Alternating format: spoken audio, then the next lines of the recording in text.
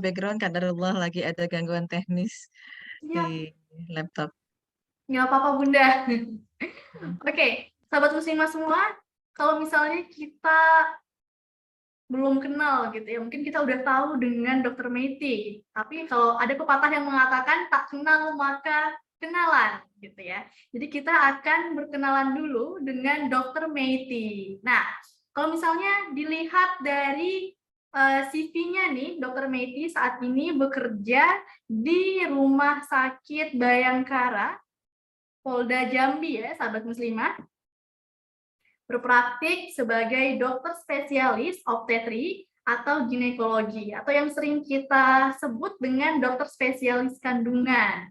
Nah, dilihat dari riwayat pendidikan Dr. Meiti yang berderet nih, Masya Allah luar biasa, sangat menginspirasi kita untuk tidak pernah berhenti belajar. Selain tidak berhenti memperdalam ilmu kedokteran, Dr. Meiti juga aktif sebagai peneliti dan praktisi kesehatan Islam, serta bergabung dalam organisasi yang tidak hanya berskala nasional, namun juga berskala internasional. Masya Allah. Nah, karena kita udah kenalan dengan narasumber kita, Dr. Meiti, tadi kita juga udah stretching ya. Tadi kita udah stretching nih, Bu Dokter, sebelum ini gitu. Jadi sekarang kita akan melakukan foto bersama dulu ya, mohon kesediaan Bu Dokter. Kita akan melakukan foto bersama. Sahabat muslimah dapat langsung mengaktifkan kameranya. Mungkin kita tunggu 5 detik ya. Nah, langsung saja. Sesi foto bersama ini akan saya pandu dalam 3, 2, 1 ya. Jadi sahabat semua silakan memberikan senyuman terbaik. Oke. 3, 2, 1. Oke, slide berikutnya. 3, 2, 1. Luar biasa. Kemudian slide yang berikutnya. 3, 2, 1. Oke, terima kasih kepada Dr. Meiti dan sahabat muslimah yang telah mengaktifkan kameranya dan memberikan senyuman terbaik. Sahabat muslimah tentunya sudah pada nggak sabar ya untuk mendengarkan sharing ilmu dari Dr. Meiti. Nah, untuk sahabat muslimah nanti kalau misalnya di tengah sesi penyampaian materi ada pertanyaan, bisa langsung ditanyakan melalui kolom chat, atau apabila ingin bertanya langsung kepada Bu Dokter, bisa langsung ditanyakan dengan terlebih dahulu raise hand pada sesi Q&A nanti. Baik, langsung saja kepada Dr. Meiti, saya silakan. Baik, jazakillah khairan katsiran kepada Ukti moderator. Masya Allah, tabarakallah. Bismillahirrahmanirrahim. Alhamdulillahirabbil alamin wassalatu wassalamu ala asrofil anbiya'i wal mursalin wa ala alihi washabbihi ajma'in amma ba'du. Rabbi shrah li sadri wa yassir li amri wa hlul 'uqdatam min lisani yafqahu qawli. Alhamdulillah Allah izinkan kita dapat bersilaturahmi walaupun secara virtual. Hari ini barangkali enaknya manggilnya Bunda saja ya. Barangkali ini sahabat muslimah di sini masih usianya masih 20-an ya. Insya Allah Iya, betul. generasi muslimah tangguh ya, Insya Allah. Jadi Bunda di sini akan berbagi, ini temanya keren banget, healthy inside, healthy apa nih namanya, healthy outside juga ya. Ya. Jadi baik, barangkali istilah-istilah kedokteran ini kan banyak yang agak sedikit ribet ya. Jadi kalau nanti para sahabat pada awam ya kurang paham, memang sebaiknya Bunda bisa share screen, bisa diizinkan dari host ya. Kita akan mulai sharing Bunda hari ini tentang kesehatan prima, muslimah tangguh berkarya. Masya Allah. Jadi sebaik-baiknya manusia adalah manusia yang paling bermanfaat ya, berkarya, memberikan satu manfaat yang seluas-luasnya untuk umat melalui wasilah apapun itu ya. Pasti tentunya modalitasnya adalah kesehatan. Bagaimana bisa bekerja, bagaimana bisa produktif kalau kita secara fisik ya sakit-sakitan gitu ya. Jadi di sini Bunda akan berbagi dari sisi tinjauan kedokteran Islam. Karena hari ini semoga di waktu ya duha masih bisa dikatakan demikian. Allah ridhoi kita bertalabul ilmi. Perkataan dari Imam Syafi'i bahwa ilmu bukan yang dihafalkan, namun yang diamalkan. Insya Allah para sahabat muslimah yang tergabung dalam WIS ini dapat setelah mendapatkan sharing dari Bunda tentang ilmu kesehatan Islam ini, mari sama-sama kita implementasikan dalam kehidupan sehari-hari. Jangan sampai sebagaimana hadis yang dikatakan oleh Rasulullah SAW bahwa ada dua nikmat yang sering dilalaikan oleh manusia, yaitu nikmat sehat dan waktu luang. Banyak manusia tertipu gitu. Ketika sehat itu mereka tidak memaintenance kesehatannya sehingga nanti ya karena terjadi tumpukan-tumpukan beban di tubuhnya ya jatuh sakit gitu ya. Ataupun waktu luang gitu tidak dimanfaatkan untuk takarub kepada Allah, berbuat yang manfaat, akhirnya ya sia-sia gitu. Jangan sampai kita sebagai muslimah menyia-nyiakan kesempatan ini. Ya, jadi mohon maaf Bunda kalau Sekarang ada gini, host bisa sekarang di-mute. rumahnya Bang Herman. Ya, baik. Mohon maaf ya, ada suaranya masuk tadi. Nah, baik. Jadi setelah kita berazam, ya Allah, aku tidak ingin waktu sehat, saat sehat dan luangku sia-sia, maka disinilah Bunda Meti hadir ya, berbagi bagaimana Islamic medicine change the world. Jadi bagaimana mindset kita ketika kita kembali ya berpedoman kepada kedokteran Islam, menjaga kesehatan, baik healthy inside, healthy outside gitu ya. Bukan hanya sebatas ilmu kedokteran yang Bunda Meti puluhan tahun pelajari. Ya, baik textbook-textbook barat, oke, konvensional medicine. Tapi ada yang bisa kita lebih dalami lagi suatu pendekatan kedokteran Islam yang barangkali masyarakat walaupun dia muslim, dia belum paham gitu secara mendetail. Nah, jadi untuk itu apapun sumber ilmu tersempurna di atas muka dunia, walaupun kita punya textbook kedokteran gitu ya, tapi tetap Bunda Meti bersumber kepada kitabullah Al-Quran dan juga As-Sunnah. Sunnah adalah perilakunya Rasulullah, hadis adalah perkataan Rasulullah. Jadi, dalam kita ingin belajar kesehatan, baik kesehatan fisik dan mental, yuk mari sama-sama tadabur, kita genggam kitabullah Al-Quran dan juga sunnah ataupun hadis untuk kita pedomani sebagai landasan. Sosok manusia sempurna yang Allah sudah firmankan dalam Quran surat Al-Ahzab ayat 21. Ya, jadi tidak ada yang lebih sempurna lagi manusia selain Rasulullah sebagai uswatun hasanah, role model manusia sempurna. Ya, sudah menjadi panutan kita, contoh saja Rasulullah. Baik dalam hal berperilaku sehari-hari yang terkait dengan kesehatan, baik bangun tidurnya, makanannya, puasanya, menjaga ketenangan hatinya, makan dengan adab-adab yang diajarkan oleh Rasulullah, ya. Jadi nggak usah contoh yang lain deh, cukup Rasulullah, ya. Jadi sama-sama ini sudah ditunjukkan oleh Rasulullah sejak 1400 tahun yang lalu kurang lebih, ya, yang dikenal oleh Tibbun Nabawi. Tib adalah pengobatan, nabawi adalah sesuatu yang dibawa, yang diajarkan oleh Rasulullah. Tentunya perkataan Rasulullah bukan karena hawa nafsu Rasulullah, tapi merupakan wahyu dari Allah.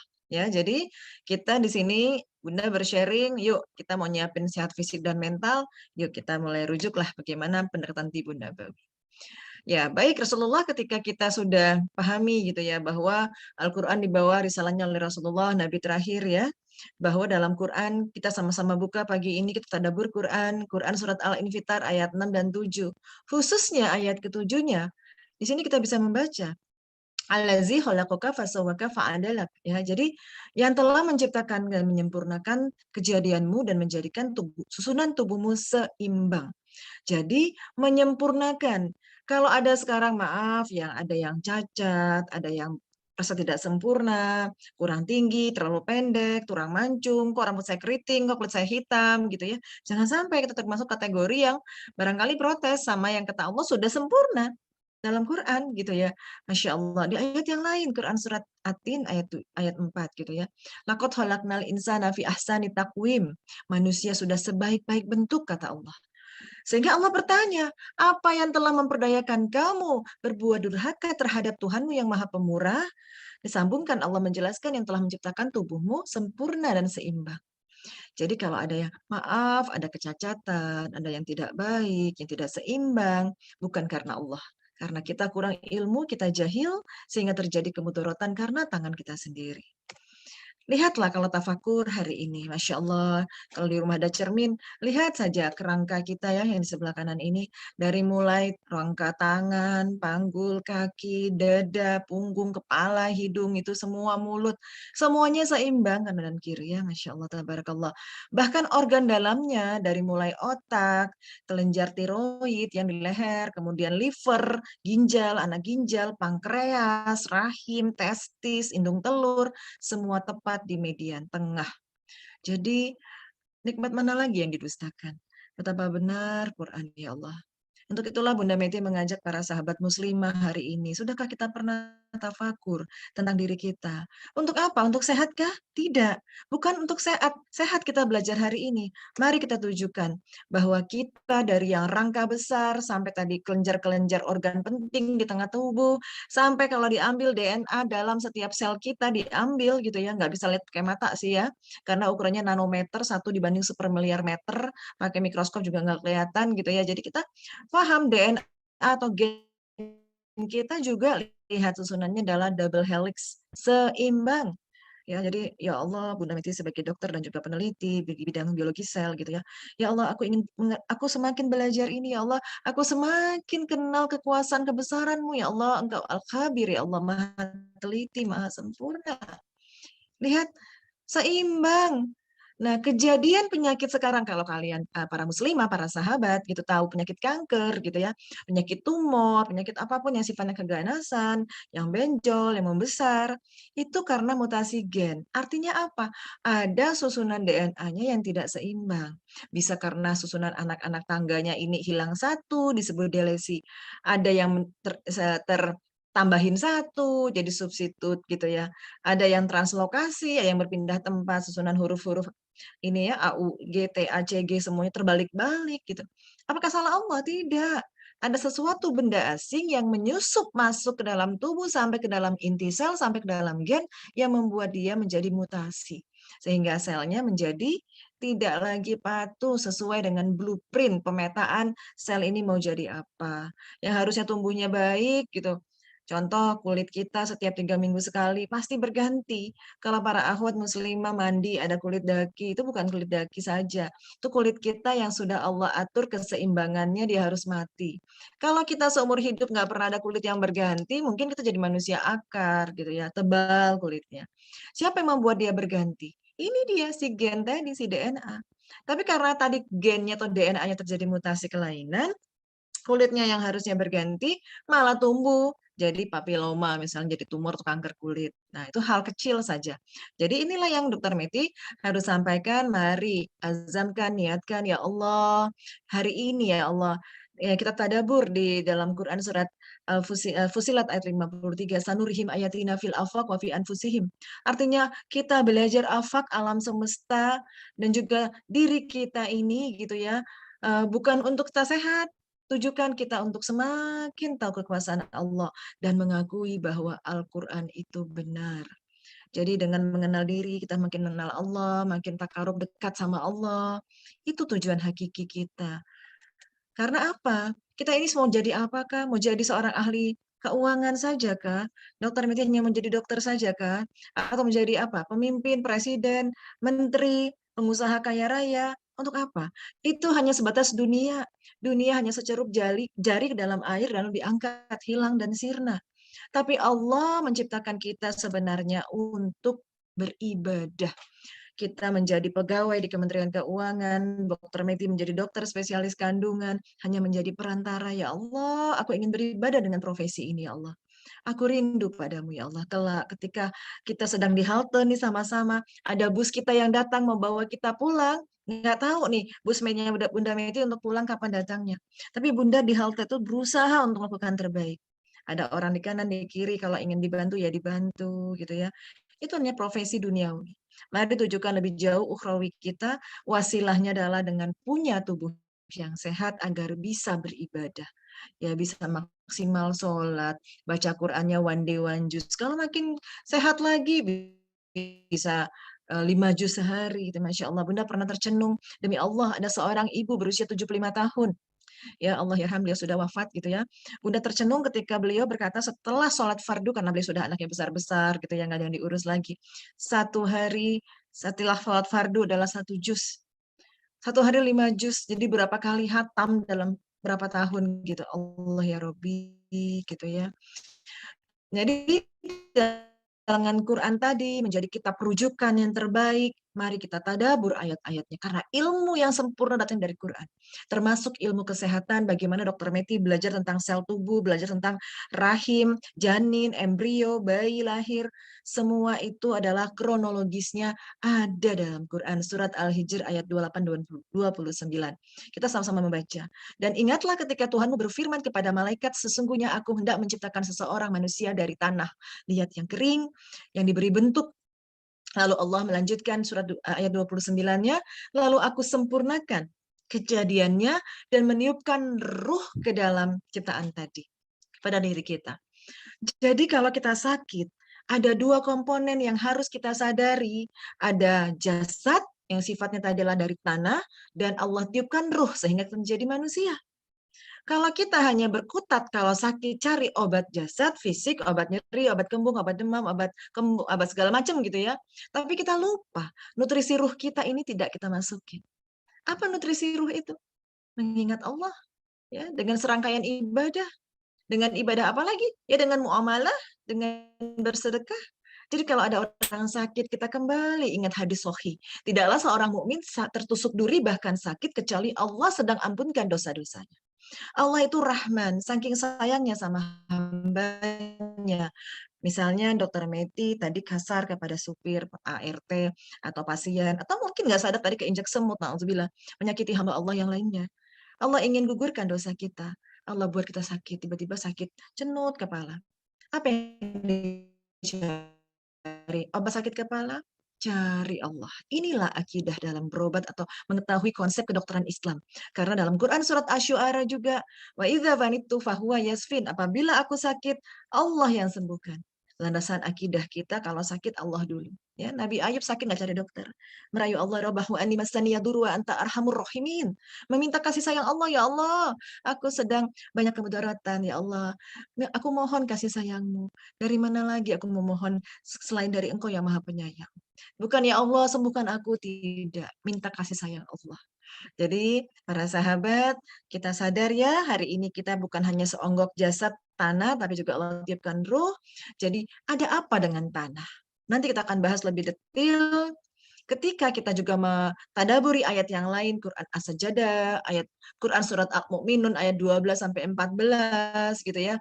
Bunda Meti memang tematik membaca Quran, menggarisbawahi untuk mentadaburinya ayat-ayat yang bersifat kesehatan.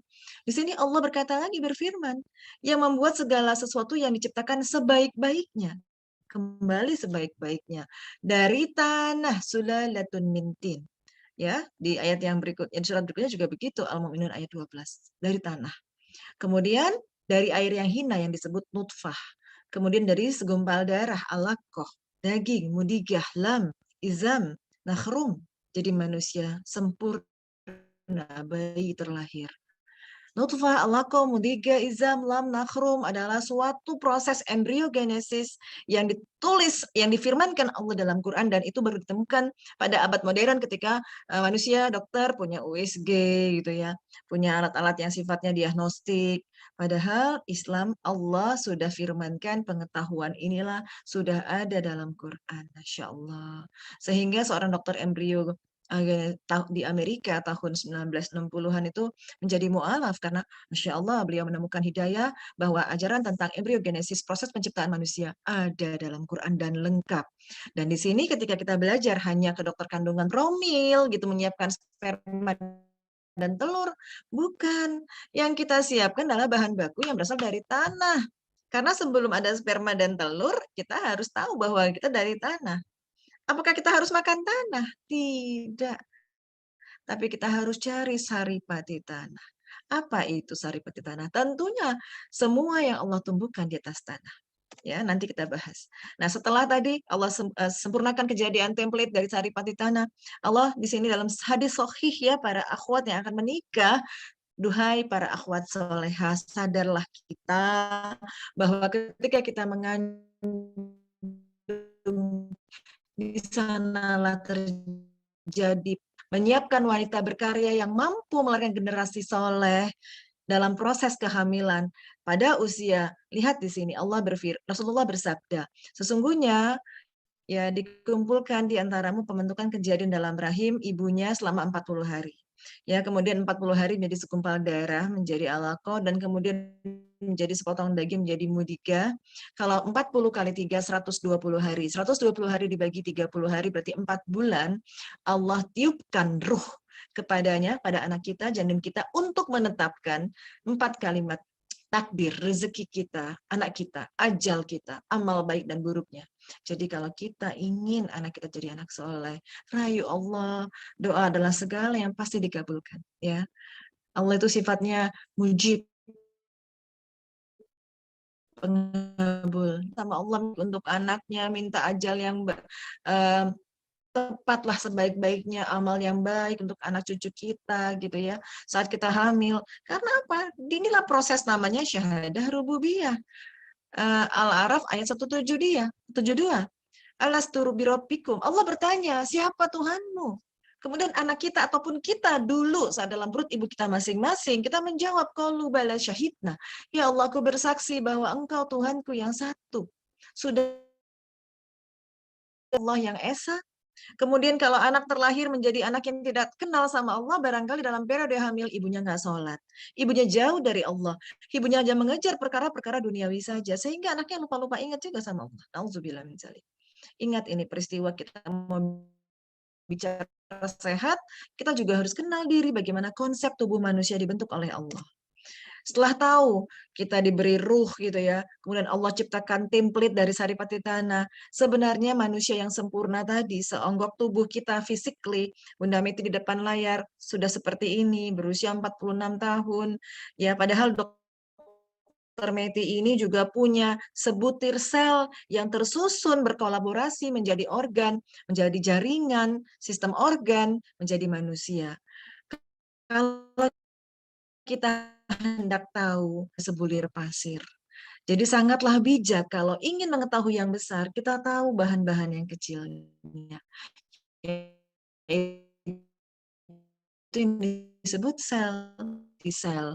Ketika melihat kita tahu ada 100 triliun sel tubuh yang di dalam sel tadi terdapat gen atau DNA tadi yang akan membuat tubuh kita berfungsi secara harmonis dan membuat konsep fitrah seimbang. Hari ini kulit 3 minggu sekali. Sel telur tiap 28 hari sekali pasti berganti. Ada yang mati, ada yang tumbuh. Sel apalagi darah setiap 120 hari. Jadi kalau ke PMI mau donor darah laki-laki ataupun perempuan, nanti Bu 3 bulan lagi kita kasih kesempatan sumsum tulang untuk produksi sel darah baru. Apalagi sel tulang tiap 60 hari sekali. Jadi kalau ada patah tulang gitu ya, di gips gitu, tumbuh lagi. Sel syaraf, kalaupun dia stroke, ada yang sembuh ya bisa setiap setahun sekali sel syaraf itu ada regeneratif gitu. Jadi Masya Allah keseimbangan Allah jamin, dan kenapa bisa begitu? Hanya Allah yang tahu. Ya. Jadi sistem organ ada 12 dan sentral untuk mengomandoi sistem organ adalah otak. Jadi tadi nanti kita akan bahas kenapa orang itu banyak yang sakit mental. Itu sebenarnya berasal dari otak. Nanti ya kita bahas. Kemudian ketika kita sudah, insya Allah ini bulan Rajab, Sya'ban, Ramadan, ya kita akan dekat dengan Ramadan. Semoga Allah sempatkan kita sampai di bulan penuh maghfirah ya Allah gitu ya. Dan di sini kita niatkan puasa bukan untuk sehat tapi untuk Allah. Ibadah apapun kata Allah diganjar pahalanya ya sesuai dengan apa yang kita lihat gitu ya. Misalnya maaf, ya gitu misalnya kita bersedekah ya pahala sedekah. Gitu. Kemudian kita sholat ya pahala sholat kita tahu, pahala kita baca Quran demikian. Pahala puasa kata Allah dari aku, puasa untukku kata Allah. Karena tidak ada orang yang berpuasa tuh yang hanya tahu hanya Allah. Kalau dokter Bunda Meti hari ini bilang puasa, tiba-tiba setelah setelah nggak ada orang Bunda makan. Nggak ada yang tahu kan? Jadi ibadah puasa hanya Allah kita, hanya sama Allah yang tahu sehingga balasannya hanya dari Allah. Itu hadis sahih. Di sini dalam perintah berpuasa Al-Baqarah 183 ya ayyuhalladzina amanu kutiba alaikumusiyam kama kutiba alal ladzina min qablikum la'allakum tattaqun. Jadi perintahnya adalah untuk orang beriman.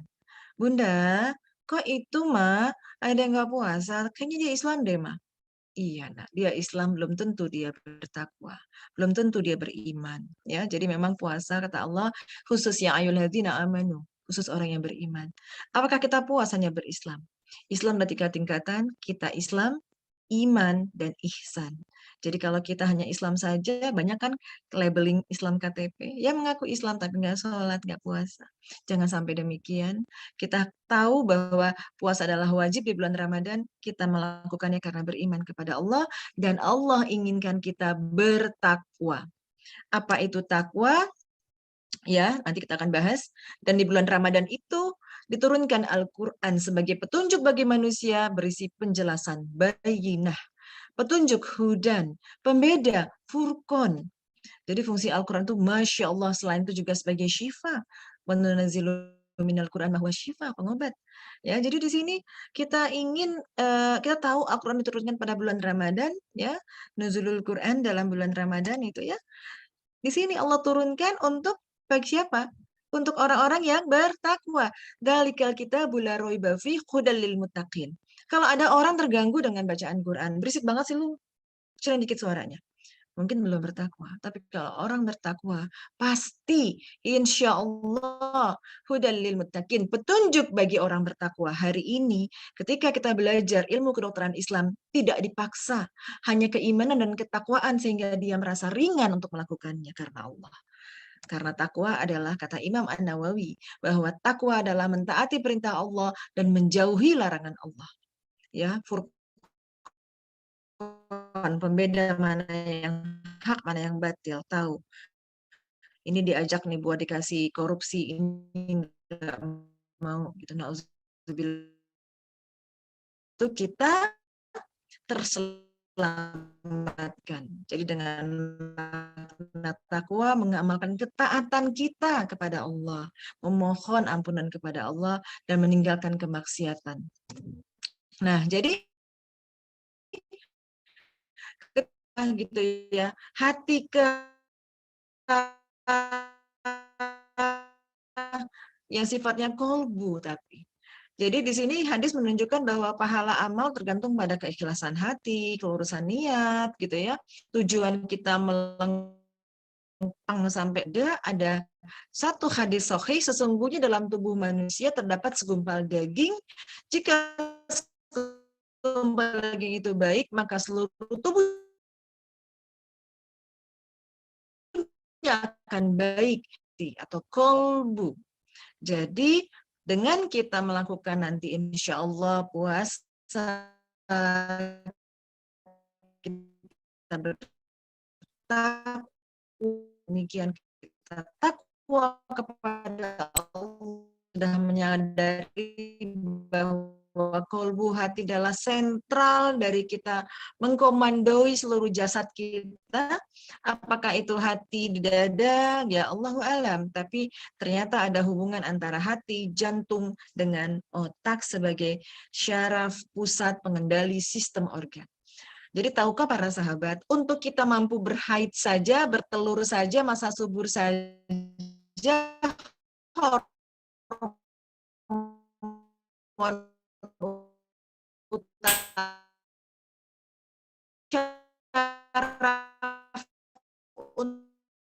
untuk sampai jantung, dada tadi, jantung kah, kolbu kah. Jadi kalau perintahnya baik, seorang kepala kantor urusan. Tapi kalau ada kelompok para pembegal, pasti komandonya adalah bagaimana cara agar perintahnya sampai ke otak juga akan mengomandoi seluruh sistem tubuhnya baik. Jadi jangan sampai ini ya, ada perkataan Allah dalam Quran surat Al-Hajj, ketika kita tidak bisa mendengar, mata nggak bisa melihat mana kebatilan, mana telinga bisa menapis, mana gibah, mana ujaran makian yang tidak baik, perkataan kasar, bukan sesungguhnya telinga yang tuli. Nauzubillah min dzalik. Jadi maka kita harus yakin bahwa ketika kita melakukan syariat, termasuk menjaga kesehatan dalam urusan ini, janganlah kita mengikuti hawa nafsu. Salah satunya untuk mengontrol hawa nafsu,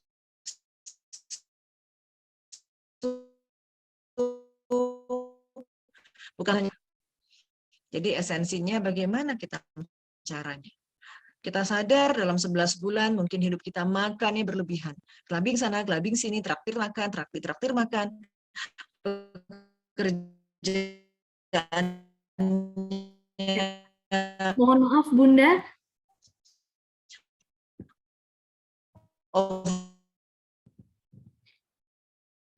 Bunda, baik sepertinya Bunda Meti terkendala jaringan ya, sahabat muslimah. Kita akan menunggu sejenak. Semoga bisa segera kembali lagi bersama-sama dengan kita. Mbak, kenapa saya? Mohon maaf Bunda, putus-putus suaranya Bunda, dan tadi sempat pause juga sharing screen-nya jadi blank. Ya, halo. Halo Bunda. Kalau sekarang videonya belum muncul Bunda.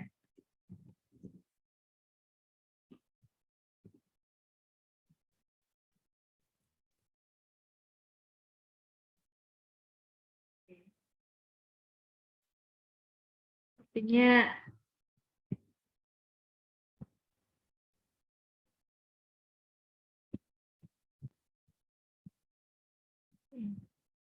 kita akan menunggu sejenak ya, sahabat muslimah. Semoga Bunda Meti jaringannya bisa kembali stabil dan bergabung bersama kita.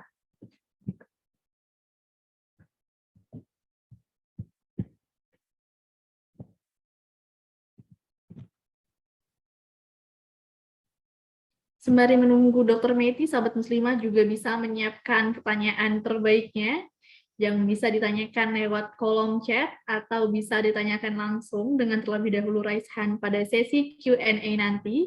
Dan 2 orang penanya terbaik akan mendapatkan door prize di akhir acara.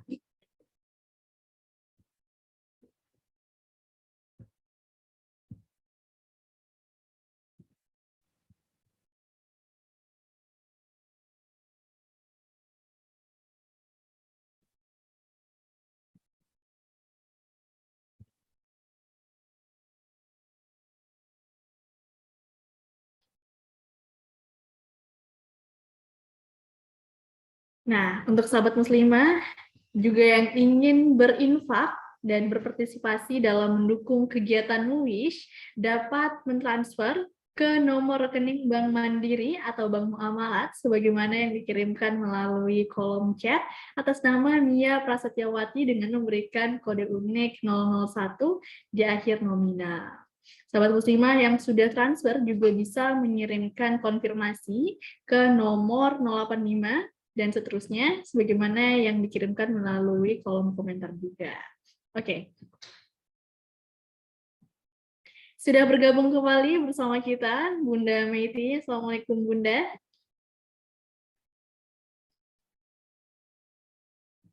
Namun sepertinya masih terdapat kendala jaringan ya, sahabat muslimah.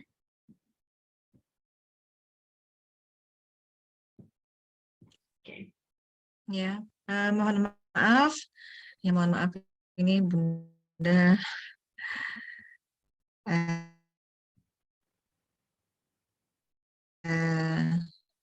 Assalamualaikum. Sudah bisa masuk, Kak? Dan sudah masuk suaranya, Bunda. Sudah ya. Oke. Videonya Baik, sudah, Bunda. kameranya. Ya, mohon maaf. Ya, terkait sharing screen-nya, apakah bisa kami bantu atau Bunda tetap ingin melanjutkan sharing screen? Ya, coba ya Bunda saja ya, biar ritmenya bisa. Ini terlihat tidak? Coba mohon kabarnya. Oke, sudah terlihat Bunda.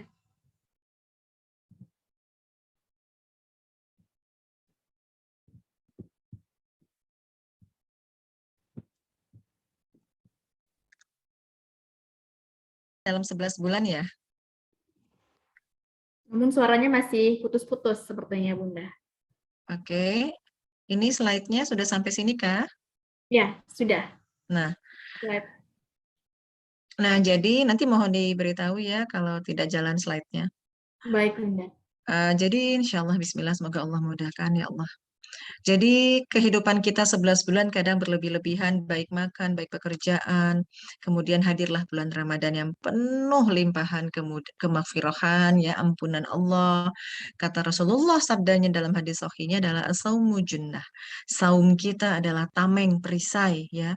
Jadi pelindung dari pelakunya dari syahwat berlebih-lebihan, baik syahwat makanan, ya, emosi, apapun itu yang tidak baik. Jadi dalam suatu hadis juga, saumu junnah, kalimat berikutnya adalah sebagai tabir penghalang perkataan kotor dan perbuatan dosa, serta penghalang dari api neraka. Jadi puasa itu bayangkan ya, ketika diteliti dari bidang saintifik kesehatan, bahwa dampaknya luar biasa, dapat mengurangi tingginya gula darah, sampai detoksifikasi sel tubuh. Sel tubuh kan tadi berganti, ada yang selnya sudah tua, mau tumbuh lagi sel baru, itu yang tua itu dan inflamasi, menurunkan resiko buat orang yang susah tidur jadi gampang tidurnya, nyenyak, kemudian meningkatkan fungsi otak, menurunkan suatu resiko Alzheimer atau kepikunan, ya sampai membuat panjang umur gitu ya, hidup berkualitas gitu. Masya Allah gitu. Jadi benar-benar puasa ini setelah diteliti ini memang tidak ada lagi kemudaratannya. Ya puasa Ramadan ini. Bukannya puasa Ramadan, dalam Islam dikenal puasa-puasa sunnah. Ada puasa ayamul bid ya, ada puasa nanti menjelang Idul Adha gitu, puasa 6 di bulan 6 hari di bulan Syawal ya. Jadi luar luar biasa sekali dengan kita tahu bahwa sekarang diteliti bahwa fasting may be the best way to combat cancer, melawan kanker. Di luar negeri ketika orang ingin kemoterapi yang menderita kanker disuruh puasa dulu supaya lebih sensitif diterapi dengan kemo, sel-sel kankernya biar cepat mati begitu ya. Jadi kalau sudah begitu kita berpuasa, selain Allah ingin kita takwa, Allah ingin kita memperbaiki secara self healing tubuh kita secara tidak sadar gitu ya, Masya Allah. Dan kita harus juga menginput sentral perintah tubuh kita yang sedang diperbaiki dengan cara wasilah puasa, yaitu otak dengan menginput panca indera. Ada touch di seluruh permukaan kulit, ada smell, Baik, mohon maaf Bunda, suaranya kembali putus. penciuman. Oke. Oke, mohon maaf Bunda, suaranya putus-putus lagi barusan. Oke, tunggu sebentar ya, Bunda pakai handphone saja. Sinyalnya sebentar ya Allah. Rabbi. Atau mungkin Bunda kalau misalnya bandwidth-nya terlalu gede gitu ya, bisa off cam juga Bunda nggak apa-apa. Oke ya, benar ya. Nah, jadi setelah kita tahu nih otaknya tadi ya, kita berpuasa sudah tampak ya slide otaknya ya. Sudah? Sudah tampak ya? Tolong dijawab. Sudah? Sudah tampak Indah. Sudah ya, baik. Nah, baik. Jadi kalau nanti nggak nambah slide-nya dikasih tahu lagi. Otak kita sentral dari seluruh sistem organ tubuh. Jadi selama bulan Ramadan, yuk nanti kita input panca indera kita dengan hal-hal yang baik. Pertama, panca indera pendengaran. Kenapa Bunda Meti pertama pendengaran? Karena perintah untuk diturunkan Quran pertama di bulan Ramadan, Rasulullah menerima Quran wahyu pertama, Iqra, kata malaikat Jibril, itu tidak membaca karena Rasulullah itu ummi, ya tidak bisa baca. Jadi metodenya adalah dibacakan, mendengar dengan apa panca inderanya? Dengan telinga. Jadi kita juga harus demikian ketika bulan Ramadan mendengar sesuatu yang paling baik, yaitu apa? Suara tilawah Quran, baik kita yang membaca maupun kita mendengar orang yang membaca ataupun murotal dari Quran. Jadi Masya Allah, ketika kita sudah mengetahui telinga mendengar Quran, kita mengetahui juga tadabbur artinya, kita mampu membedakan Quran itu sebagai furqan ya, pembeda yang baik dan tidak gitu. Bahkan di ayat yang lain Al-Isra 82, wa nunazilu minal Quran ma huwa syifa wa rahmatul lil mu'minun wa la yazidu zalimina ila khasara. Jadi syifa, penawar, penyembuh dan rahmat bagi orang yang beriman. Masih Islam saja gitu ya. Jadi ayo bergegas kita meningkatkan level kita setelah Islam, kita iman, mukmin dan menjadi muhsin. Ya, dengan telinga tadi mendengar, tadabbur artinya, praktekkan apa yang diperintahkan Allah. Kemudian panca indera mata. Jadi jangan sampai input telinganya hanya dengar lagu-lagu gitu ya, atau ucapan-ucapan yang tidak bermanfaat ya waktu luang yang diisi dengan gibah, nauzubillah gitu. Bukan hanya di bulan Ramadan ya sehari-hari kita gitu. Kita kan ingin jadi orang bertakwa. Mata, Allah pemberi cahaya, Allah nurus samawati wal ard. Allah penurun cahaya dari langit dan juga di bumi. Ya, di sini mata itu memandang yang membedakan hari ini siang ataupun malam bukan panca indera lidah, bukan telinga, bukan kulit, tapi mata kita. Di sanalah kita bisa menapis ini siang ataupun malam dan Masya Allah dalam tinjauan saintifik, dalam bintik bola mata manusia ada titik suprachiasma nuclei. Ketika kita menerima berkas cahaya pagi hari di waktu fajar, subuh, menjelang syuruk, kita bangun, jangan tidur lagi. Kita itu ibarat switch on tombol sistem organ tubuh untuk teraktivasi. Jadi kalau ada orang habis subuh tidur lagi, tubuhnya yang harusnya udah dipanasin mau jalan, ditahan gitu. Jadi berat mobil, jadi kayak apa ya, terjadi satu kesalahan sistem fitrah tubuh gitu. Bahkan kita tahu bahwa di subuh hari berlimpahlah suatu kadar di udara yang disebut nitrit oxide. Nitrit oksida yang berlimpah dalam otak yang akan membuat apa? Sirkulasi di seluruh pembuluh darah menjadi rileks. Jadi smooth aliran darahnya. Nggak ada tuh hipertensi, nggak ada tekanan darah yang meningkat. Kalau orang-orang mukmin mau istiqomah, subuh tidak tidur lagi. Bahkan hadis-hadis sahih mengatakan seorang laki-laki ayah berjalan ke masjid, disuruh lagi pulang dari masjid mencari rute yang berbeda. Jalan di luar rumah, ibu-ibu juga begitu. Jadi kalau sekarang masih ada yang habis subuh tidur, sungguhlah kita merugi. Bahkan Rasulullah mendoakan umatnya di pagi hari. Allah turunkan ganimah, rezeki di sana. Dan efek samping kesehatannya nanti luar biasa. Bintik bola mata kita memandang cahaya matahari, itu mengaktifkan saklar sistem organ tubuh untuk performance. Ya. Nah nanti malam hari ketika the darkness, malam hari gelap, dari mata tahu, oh ya gelap, matahari sudah terbenam. Apa yang terjadi? Keluar hormon spesifik yang disebut melatonin. Melatonin adalah satu hormon yang meregenerasi sel tubuh. Yang tadinya rusak tuh kulit jadi penuaan kok jadi flek ya hitam. Udah deh gue tidur aja. Nanti malam melatoninnya biar keluar, dia membagusi lah sel-sel kulit ini yang rusak untuk dilakukan pergantian, regenerasi sel-sel tubuh yang sudah exhausted, yang sudah senescen penuaan. Ya. Kalau yang punya badannya apa? Tidur di malam hari. Rasulullah contohkan dalam sunnah setelahnya kata hadis yang diriwayatkan oleh Ibunda Aisyah radhiyallahu an. Dan Rasulullah bangun sepertiga malam ya untuk tahajud. Jadi kalau kita bergadang sampai malam ya menabrak suatu yang fitrah gitu. Karena Rasulullah ingin contohkan dampak bagi kesehatan ada hormon melatonin yang kalau kita tidur habis Isya, kita gelapkan lampu dengan lampu yang gelap total, insya Allah tubuh kita akan melakukan perbaikan sendiri. Dengan adanya hormon melatonin ini yang bawah. Dan ketahuilah melatonin juga nggak sekonyong-konyong keluar dari dalam otak ya. Melatonin itu dihasilkan dari otak. Tapi melatonin itu ada bahan bakunya yang disebut hormon serotonin dalam otak gitu ya. Serotonin itu nanti Masya Allah sebanyak 70% serotonin itu disintesisnya dalam perut, dalam lambung, dalam usus. Jadi kenapa orang nggak bisa tidur? Karena bahan baku serotoninnya kurang. Sehingga melatoninnya nggak membuat dia bisa deep sleep gitu ya. Jadi sebelum ada melatonin untuk regenerasi sel syaraf, saya lihat ya, mana dari yang hijau ini melatonin bisa ke central nervous system, sistem saraf otak, liver, otot, kulit, kidney, ginjal, kandung kemih, tulang, ya, saraf tepi, itu semua melatonin yang suruh regenerasi, Masya Allah, malam hari. Dan tentunya disupport oleh si serotonin. Siapakah serotonin ini? Serotonin adalah suatu hormon yang bersebaran dalam otak. Jadi melatonin juga dalam otak ya, kalau diaktifasi dengan gelap tadi. Serotonin adalah suatu yang diperlukan dalam otak yang dimana sumbernya, maaf ya, di sini kalau bulan puasa kita effect of fasting during Ramadan, ini penelitian Masya Allah Bunda sampai bergidik ya Allah gitu ya tahun 2017, bahwa dengan kita efek berpuasa dia meningkatkan si serotonin. Ya, serotonin termasuk hormon kebahagiaan bersama dopamin. Ya, jadi serotoninnya berlimpah dengan kita berpuasa. Dan Ketika dalam satu buku Emery Meyer, Medical Doctor, dalam bukunya Bunda baca, Masya Allah, ketika kita seorang yang bahagia mental health ya, berlimpah-limpah happy chemical dalam otak gitu, ada serotonin dari sumber makanan, dopamin reward chemical, jadi rasa syukur ketika mendapat sesuatu ya ingat Allah.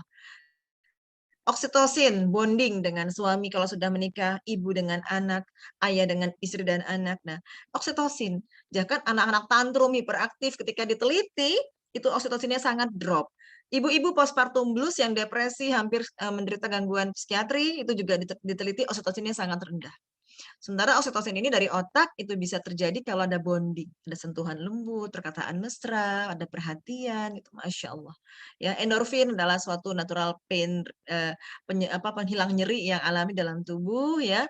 Contohnya morfin. Kalau morfin itu dari luar ya, eksorfin. Tapi kalau endorfin tubuh, jadi semua ini diproduksi di otak. Dan ketika kita belajar serotonin hari ini untuk kesehatan mental, serotonin tidak sekonyong-konyong ada masuk dalam otak. Dia ada prekursor pabrik sintesisnya di mana sih si serotonin ini ya. Jadi serotonin ini dan semuanya ya ada hubungan antara gut dan brain.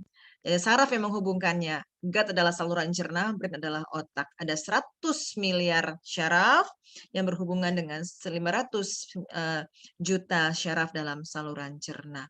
Jadi kalau ingin happy brain, orang bersyukur, orang yang benar-benar senang lah hatinya, mentalnya sehat, mulailah dengan healthy gut dulu.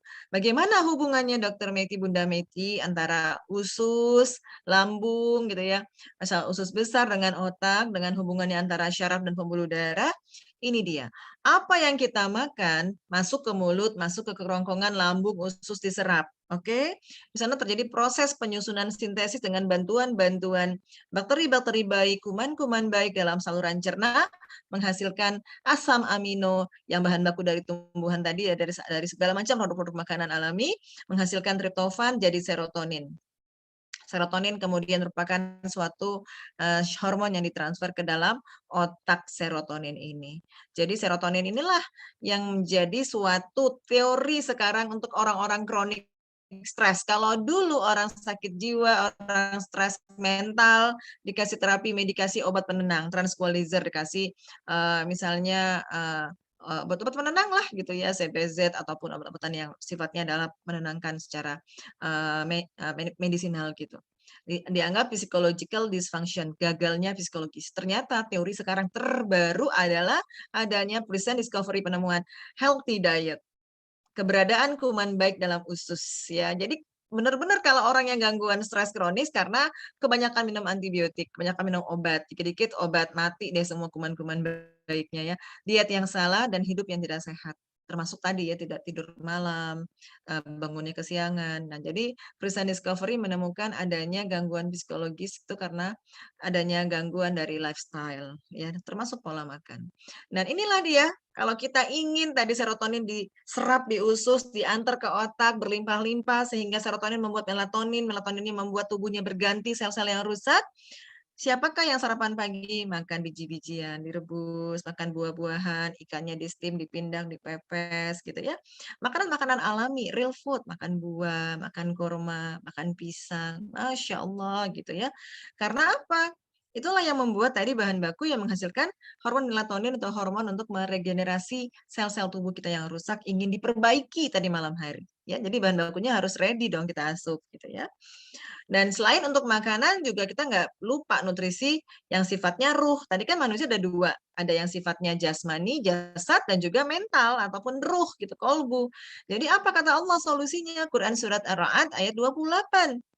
Ala bizikrillah tatmainun qulub. Jadi kita disuruh mengingat Allah, hati menjadi tentram. Ya, jadi bukan cari obat, bukan cari musik, bukan cari tempat curhat, cari Allah demi Allah. Ambil wudhu, ya cari Quran. Nazilu minal Quran ma huwa syifa. Ya janji Allah tentang Quran sebagai syifa penawar. Jadi kalau ada yang gundah gulana, barangkali dia jauh dari Allah. Karena pasti Quran ini benar, ketika hati mengingat Allah, hati menjadi tenang. Dan dampak dalam saintifik adalah ketika kita, otak kita membaca Quran, ataupun mendengarkan tilawah Quran, listening to the Holy Quran, selama 3 jam setiap hari, akan meningkatkan imun sistem, melindungi jantung dan otak, dan reprogram atau regenerasi sel-sel tubuh. Dalam Quran surat Al-A'raf ayat 204 Allah berfirman ketika kita Quran dibacakan, maka dengarkan dia dengan baik, kemudian kamu akan mendapatkan rahmat. Nikmat mana lagi yang didustakan ketika rahmat Allah hadir untuk kita dalam kehidupan kita. Jadi sempatkanlah. Diteliti 3 jam sehari. 3 jam itu berapa? 60 menit kali 3, 180 menit ya. Setiap kita sholat 5, jadi 30 menit kita baca Quran. Ya bisa 1 ain, 2 ain ya. Masya Allah ya. Bahkan sel kanker sendiri penelitian mengatakan kanker sel exploit bisa mati gitu ya gara-gara didengarkan murotal Quran. Sahabat saya di Malang meneliti ada 3 kelompok kanker. 1 dibacakan Quran only, 1 Quran dan kemoterapi, 1 kemoterapi saja. Demi Allah, hasil penelitiannya sel kankernya musnah 80% pada orang yang hanya membaca Quran dengan iman. Dengan benar-benar mengharapkan rahmat Allah dan mengetahui bahwa Quran ini adalah sebagai syifa. Ya, dibandingkan yang kemo dan Quran hanya 67% dan yang hanya kemoterapi hanya 64%, 60%. Ya, nanti risetnya bisa di-share melalui Anda Aisyah untuk dibaca para sahabat. Bahwa penelitian ilmiah bukan untuk membuktikan tapi membuat ketakwaan makin Allah ya Rob. Bener ya Al-Quran ini gitu. Bahkan di sini produksi dari minyak pohon zaitun dan lebah itu berlimpah-limpah ketika peternaknya ya mendengarkan ternaknya siapa pertanian zaitun dan lebahnya ini dengarkan pada Quran ya, jadi luar biasa. Baik, berikutnya ketika bulan Ramadan, apa panca indera berikutnya? Kulit. Ya, bagaimana kulit itu? Kita bersih, kita jaga dari kotoran. Wudhu adalah proses kebersihan dilakukan oleh seorang yang mukmin ya, 5 kali sehari minimal kalau sholat fardu. Ya, kita lihat ada air. Ya, Masya Allah di sini dalam hadis sahih yang dikatakan oleh sahabat Utsman bin Affan radhiyallahu an, hadis riwayat Muslim, Rasulullah bersabda, siapa yang berwudu kemudian memperbagus wudunya benar-benar, keluarlah seluruh dosa-dosa dari jasadnya hingga keluar dari bawah kukunya. Jadi kalau kita berwudu tuh sambil bayangin, Allah, tadi dosaku gibah ya Allah, tadi aku hasad ya Allah, iri dengki ya Allah, astagfirullah, aku berwudu ya Allah. Gugur tuh dosanya insya Allah ya. Masya Allah. Nah kemudian apa lagi ketika Ramadan? Panca indera hidung. Sekarang kita tahu ada parfum, ada minyak wangi, ya terserah apapun itu. Tapi kalau kita buat essence oil gitu ya, ada diffuser dalam ruangan kantor kita itu Masya Allah. Ternyata hubungan kita mencium bau-bauan itu tuh langsung connect ke sistem limbik.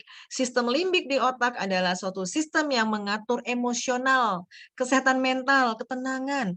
Baik misalnya metode apa namanya modulasi semangat belajar, mengontrol stabilitas emosi, menguatkan daya ingat, proses intelektualitas gitu ya, mencegah kita berbuat agresif, sampai untuk bisa sebagai seksual respon kalau pada pasangan suami istri. Jadi luar biasa gitu ya. Dan kita tahu bahwa Rasulullah bersabda yang menceritakan pada Said bin Abu Ayyub dari Ubaidullah bin Abu Ja'far dari Al-Araj dari Abu Hurairah radhiyallahu an, Rasulullah bersabda, barang siapa ditawari minyak wangi janganlah menolak karena minyak wangi itu enak aromanya dan ringan membawanya. Ibnu Qayyim mengatakan wangian memiliki khasiat bahwa malaikat itu sangat senang dekat malaikat sama kita ya, insya Allah diaminkan doa-doanya nih gitu kan. Sementara syaitan-syaitan amat membencinya, jadi dijauhi dari setan. Tapi ingat hati-hati, kita kan punya juga satu petunjuk bahwa seorang wanita memakai parfum tidak berkeliaran dalam keluar rumah. Kita pakai parfum khusus untuk suami kita dalam rumah. Di luar tidak. Ya, lagian di luar kan nggak mungkin kita sholat tengah jalan gitu. Kita pulang kantor dalam ruangan, ya insya Allah. Atau sesama akhwat ya boleh-boleh saja. Tapi bukan untuk berjalan-jalan keluar untuk pakai parfum atau pakai essence oil, tidak. Ya, jadi masya Allah tentang aromaterapi saja kita kalau sudah punya kamar sendiri lakukan diffuser aromaterapi essence oil dalam kamar gitu ya. Nah, jadi kita tahu kita sudah sebaik-baik bentuk ya. Laqad khalaqnal insana fi ahsani taqwim, Quran surat Atin ayat 4, kemudian Al-Infitar tadi ya, Al-Infitar ayat 7 tadi, allazi khalaqaka fasawwaka fa'adalak, sudah sempurna dan seimbang. Inilah kejadiannya. Diteliti dalam ilmu kedokteran bahwa sehari itu sel tubuh kita dijamin Allah itu pasti mati, sel death 50 sampai 70 miliar sel. Sadarkah para sahabat, hari ini saja sel kulit, sel telur, sel apapun dalam tubuh, sel rambut, itu sudah mati 50 sampai 70 miliar. Otomatisasi, kalau ada sel yang mati, kita juga ditakdirkan Allah untuk seimbang. Ada sel yang harus tumbuh, gennya untuk menyuruh sel untuk berkembang, bertumbuh, membelah. Otomatis apa? Memerlukan bahan baku.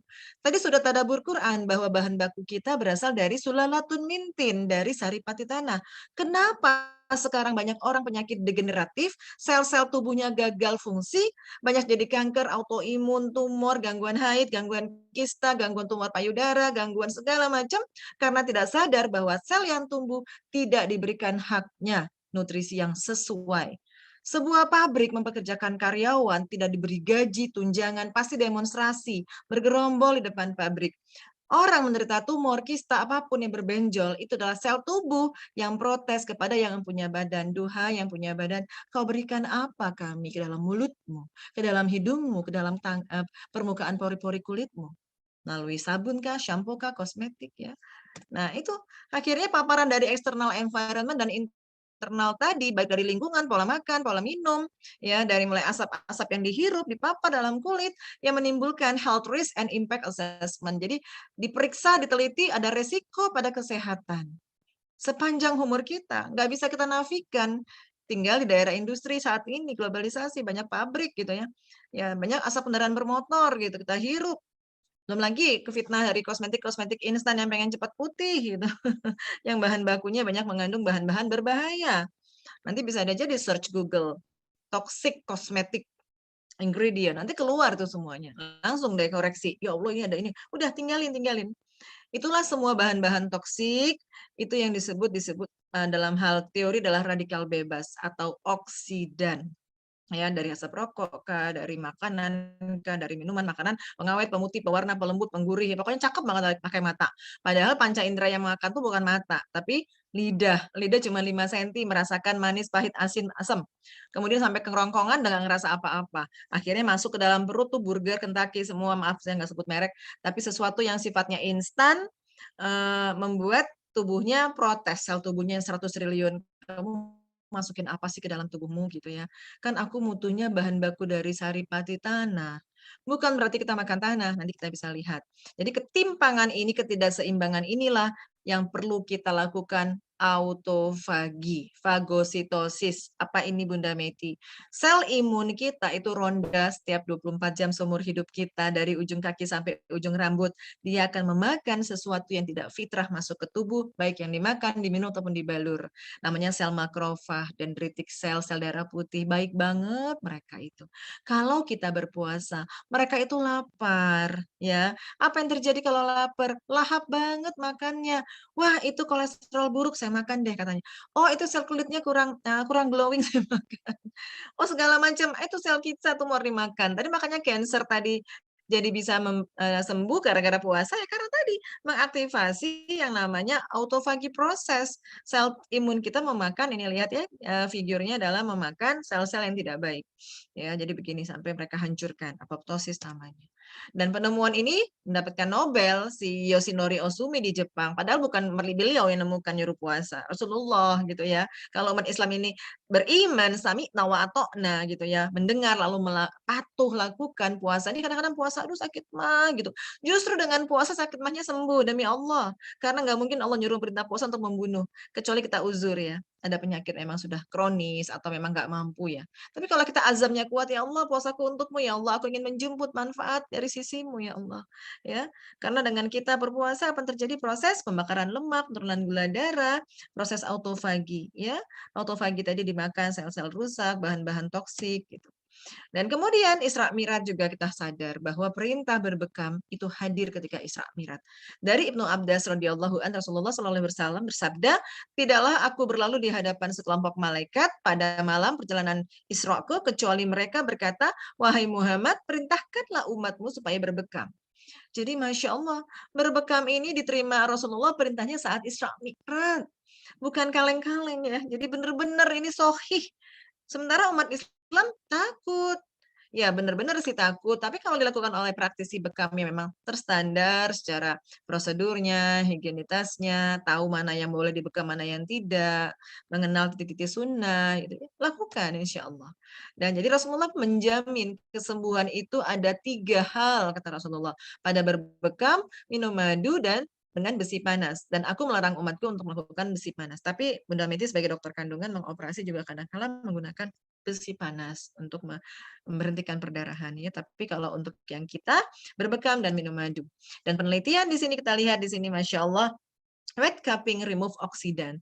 Tadi tahu ya oksidan itu apa? Benda-benda radikal bebas yang tidak fitrah masuk ke tubuh tanpa kita sadari, ya menurunkan oxidative stress.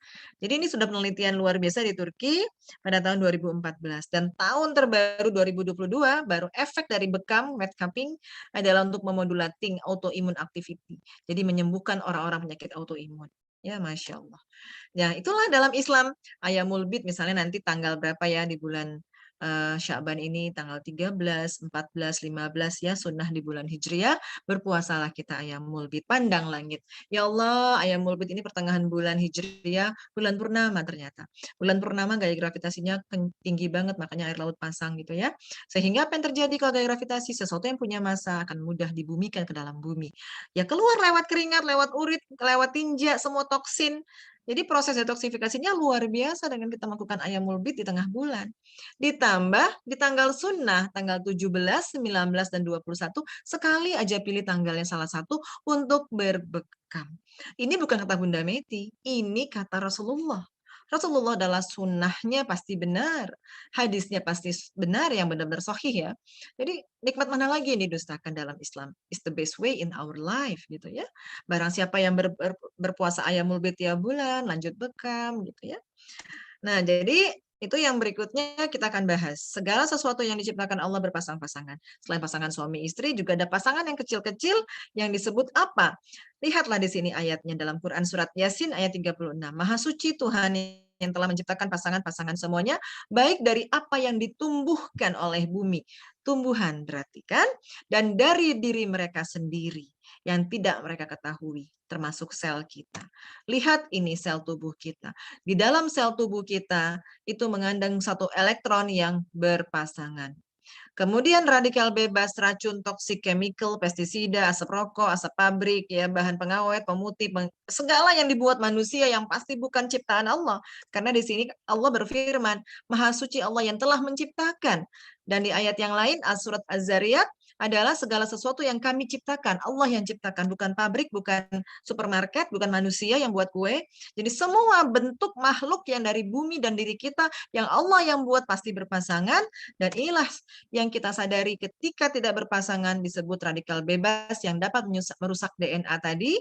Nah, sehingga kita perlulah antinya dari antioksidan tadi adalah yang disebut dengan free radical scavenging capacity. Yaitu apa? Yaitu adalah, ini dia. Para sahabat kenal nggak itu? Buah dan sayur biji-bijian di sebelah kanan. Kenal ya? Inilah yang disebut antioksidan untuk bisa membalans oksidan toksin-toksin yang tidak sadar kita makan, kita minum, kita papar ke dalam kulit kita. Seimbang. Ya. Tadi kan allazi khalaqaka fasawwaka fa'adalak. Allah ingin menciptakan tubuh kita seimbang.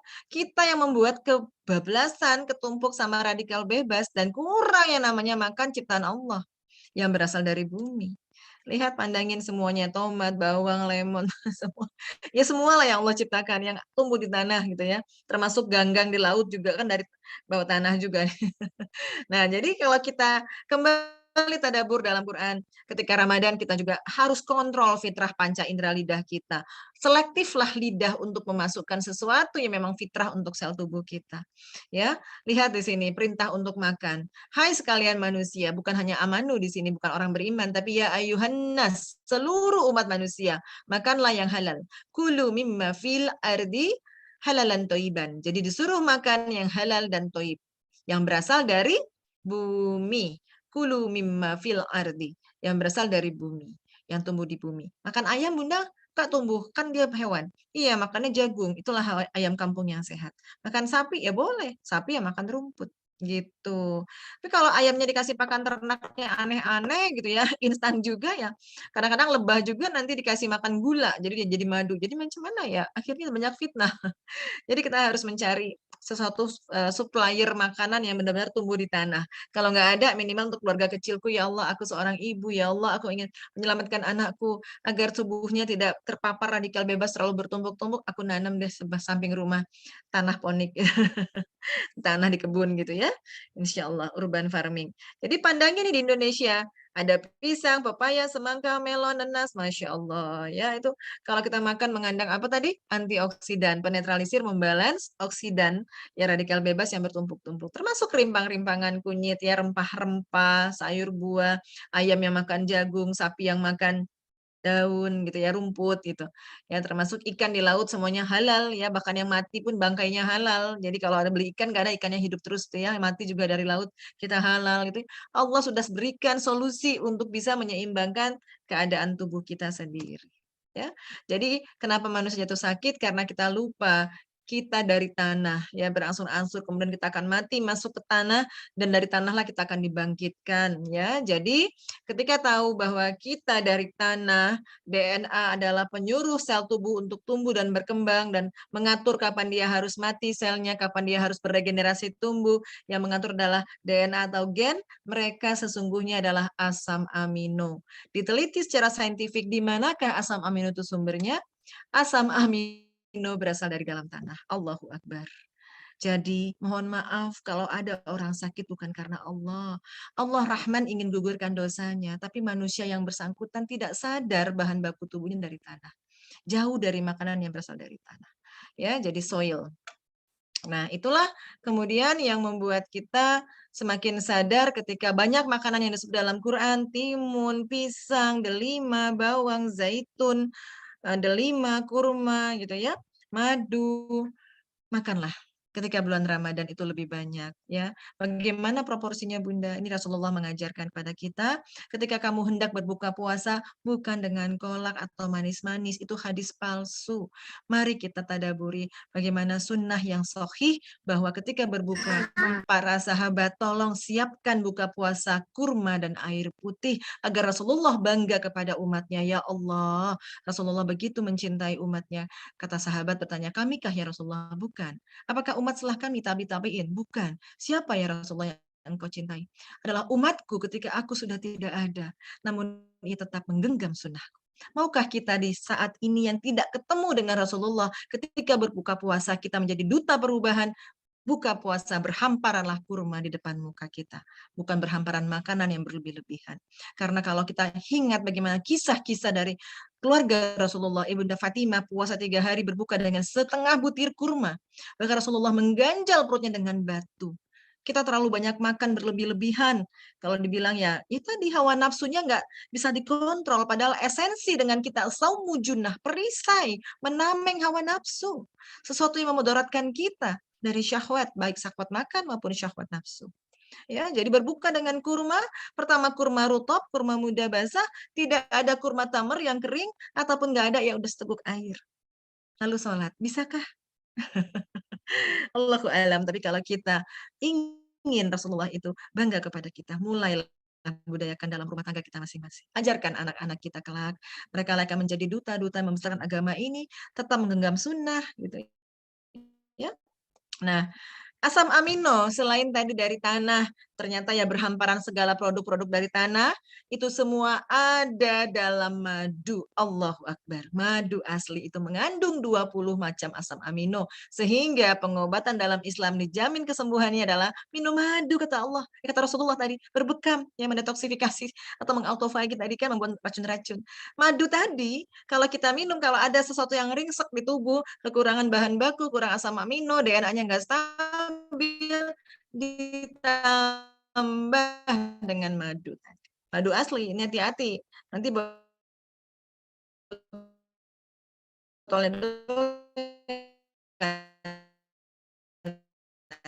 air pasti beku. Jadi kalau beli madu bekukan di freezer kan madunya, insya Allah itu asli. Tadi ya, Ya ini lihat bagaimana Allah sampai memperhatikan makanan kita, disuruh memperhatikan, hai manusia perhatikan makananmu, Quran surat Abasa ayat 24. Lihat di sini Allah. Ya air, kemudian dibelah dengan biji-bijian, sayur-sayuran, pohon kurma, zaitun, jadi makan kurma, zaitun. Allah bersumpah kan watini wa zaitun gitu ya. Kemudian kebun-kebun yang rindang, buah-buahan, ya, seperenam Izin biji-bijian, Bunda, seperenam hewani dan air ya. Bunda izin Nah, kalaupun begitu menjawab. lihat di sini.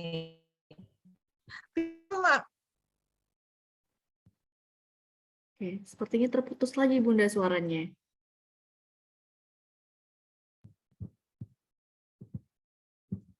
Iya.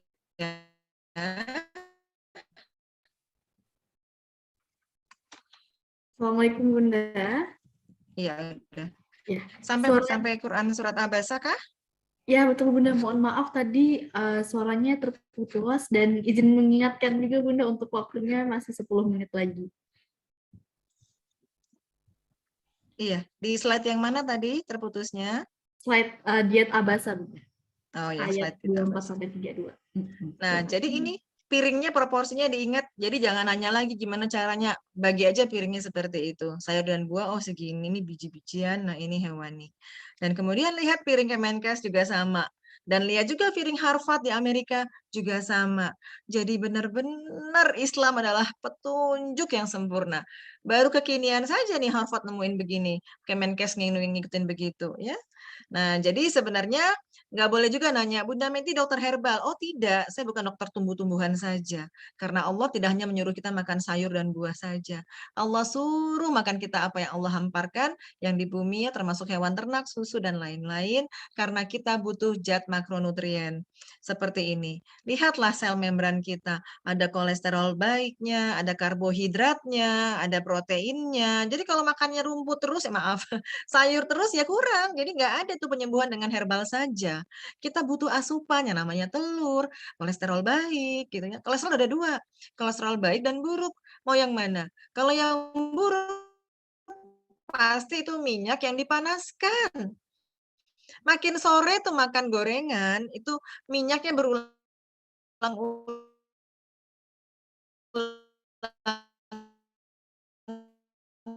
jadi kaku, pembuluh darah kita menjadi AT pada otak.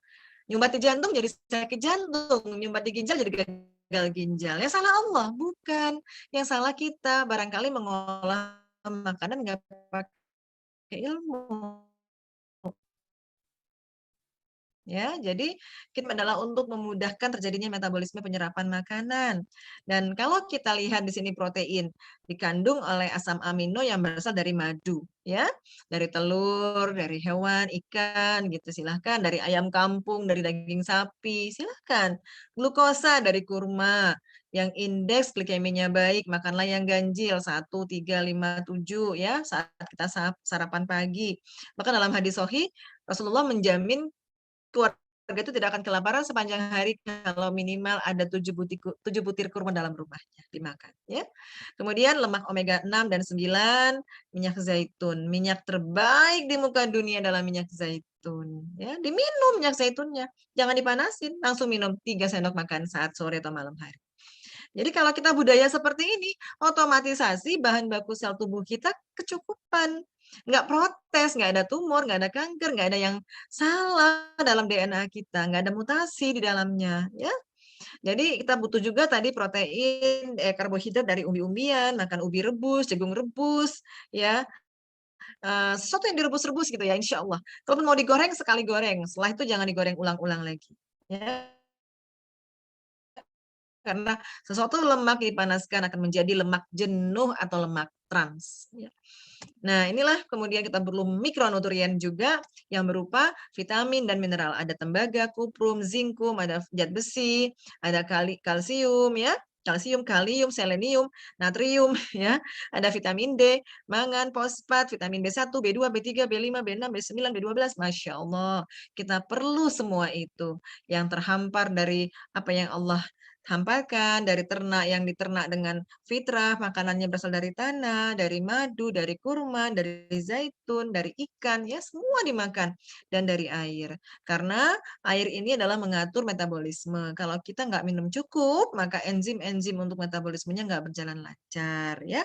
Jadi gagal cerna akhirnya menjadi sesuatu yang bertumbuk menjadi lemak yang tidak baik, lemak jenuh. Jadi kita perlu air, minum 2 liter sehari. Jadi rumusnya normalnya 30 cc per kilogram berat badan minimal. Kalau beratnya 60 ya 1.800. Kalau beratnya 70 ya hitung 30 sampai 50 cc per kilogram berat badan air putih. Nah, jadi terakhir tadi sudah stretching ya olahraga.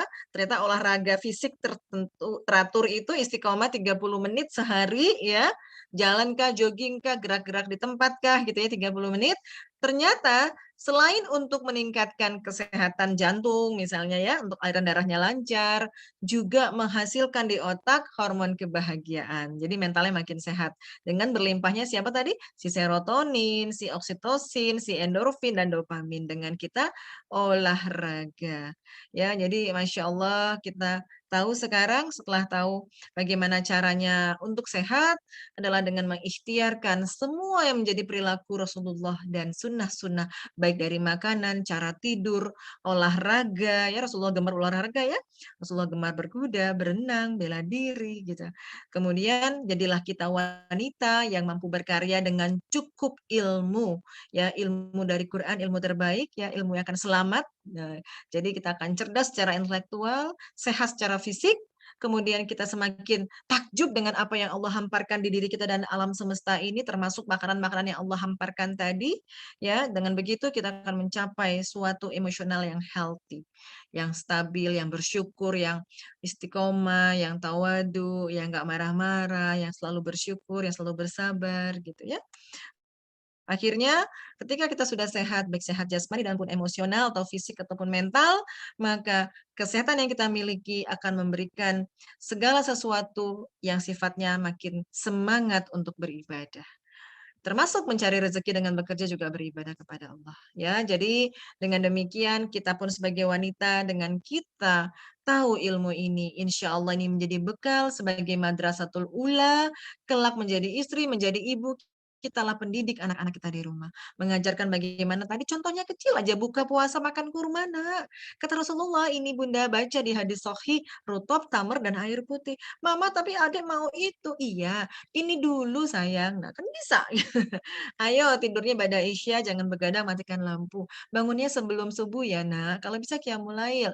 Setelah subuh nanti pergi sama ayah ke masjid. Pulangnya ya pakai rute yang agak jauh ya. Karena berlimpah zat nitrit oxide ke dalam pembuluh darah ayah, tercegah hipertensi. Kalau sudah tahu ilmu seperti ini bukan dari textbook, dari Quran, dari sunnah yang kita harus implementasikan sebagai kehidupan kita sebagai seorang mukmin.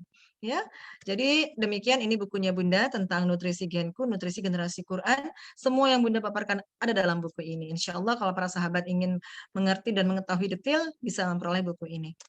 Baiklah, jazakumullah khairan katsiran. Segala yang sempurna datangnya dari Allah, segala kekurangan datangnya dari Bunda Meti semata. Billahi taufik wal hidayah. Assalamualaikum warahmatullahi wabarakatuh.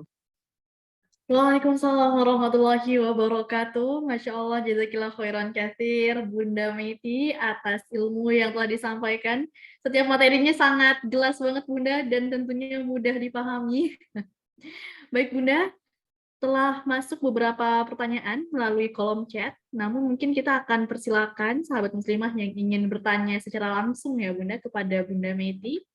Baik sahabat muslimah, silakan bagi yang ingin bertanya secara langsung bisa raise hand saja.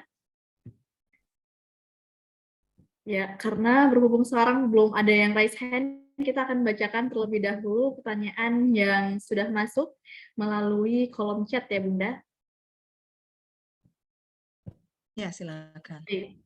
Oke, baik. Yang pertama dari Mbak Anissa. Bagaimana menjaga kesehatan pencernaan? Apakah salah satunya bisa mengonsumsi rutin probiotik? Dan pertanyaan yang kedua, bagaimana memilih essential oil yang bagus dan benar-benar berefek, Bunda? Jadi ada dua pertanyaan dari Mbak Anissa. Apakah mau langsung dijawab, Bunda, atau kita bacakan lagi pertanyaan yang berikutnya terlebih dahulu dari Jawab Mbak. langsung ya. Oke, kita jawab langsung aja. Jadi essence oil yang bagus ya sesuai dengan kemampuan membelinya karena ada juga harganya mahal. Tapi yang paling bagus yang tidak jauh dari bentuk asli. Contohnya pandan. Potongin tuh pandan, gantung pakai pouch di mobil ya. Bunga melati itu gantung itu essence oil ya. Bukan oil, itu aroma terapi gitu ya. Benar-benar aromanya berasal dari tumbuhan tersebut. Apalagi kopi di grindel gantung pakai pouch di dalam mobil, dalam ruangan. Kalau mau beli yang essence oil banyak sudah diproduksi banyak lah. Sesuaikan budget saja. Yang pasti nggak mengandung alkohol gitu ya. Kemudian essence oil adalah berasal dari proses destilasi. Ya, contoh, essence oil dari serai saja, 100 kilo serai akan menghasilkan hanya 100 kilo ya, hanya menghasilkan 1 liter essence oil. Jadi kalau ada essence oil gitu ya, rasanya harganya murah, jadi dipertanyakan. Jadi kalau supaya asli, kalau Bunda, demi Allah hanya pandan dalam mobil diiris-iris, diganti tiap 2 hari sekali itu kalaupun di mobil itu Masya Allah. Begitu buka mobil langsung, rumah juga begitu. Ya pandan, kopi, terserah diganti-ganti. Jadi essence oil ya, Allahu alam, kalau Bunda sih makin harganya murah makin nggak yakin itu benar. Oke, demikian. Baik, terima kasih Bunda. Kemudian pertanyaan yang kedua dari Mbak Anissa juga, bagaimana menjaga kesehatan pencernaan? Apakah salah satunya dengan mengkonsumsi Ya. rutin probiotik?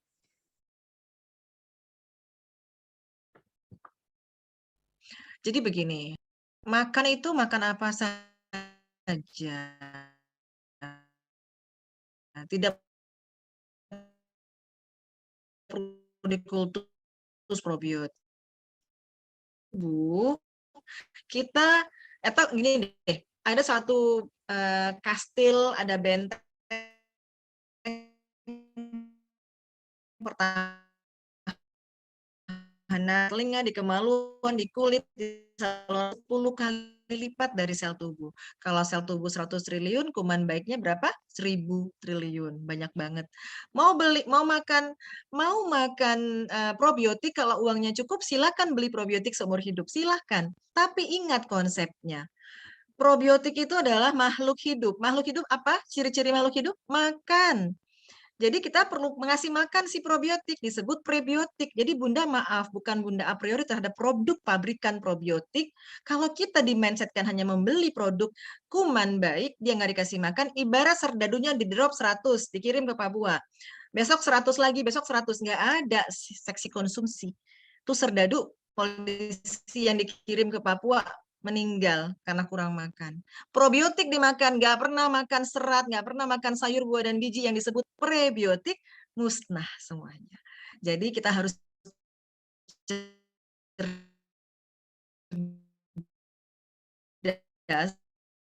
Kurma itu apa? Kurma itu prebiotik. Madu itu apa? Madu itu prebiotik.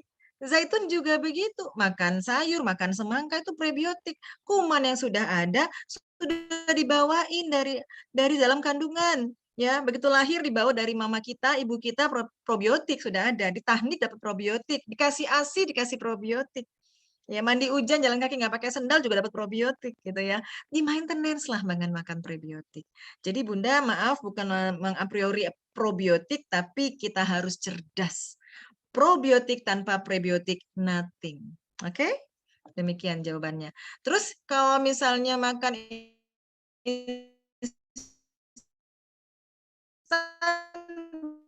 semuanya yang diciptakan pabrik pasti ada unsur tidak berpasangan yang disebut apa tadi? Oksidan.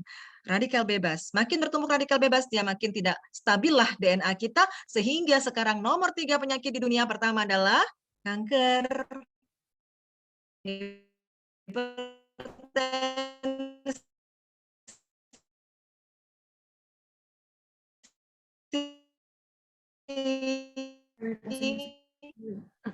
Mohon maaf Bunda, untuk suaranya kembali putus-putus. dan manusia. Ya, Izin ini Bunda untuk sabar ya. Menuntut ilmu hari ini benar-benar sabar. Insya Allah sabar jawabannya adalah ganjarannya bighairi hisab ya. Al-Zumar ayat 10. Jadi intinya ketika kita makan yang tumbuh dari bumi, contoh di depan Bunda ada kue donat, oke? Di sebelah ada jahe. donat yang buat manusia, ya. Kemudian jahe yang nungguin siapa? Allah. Mana lebih sempurna? Buatan Allah. Makanya banyak orang suka protes nggak enak. Berarti kita mengkufuri apa yang Allah ciptakan. Sakit deh. Allah sudah gugurkan dosanya karena tadi sudah hilaf bilang nggak enak, ya kan? Minum zaitun bunda nggak enak bunda. Astagfirullah, itu yang nyuruh bukan bunda, yang nyuruh Allah dalam Quran, bahkan dari pohon yang diberkahi.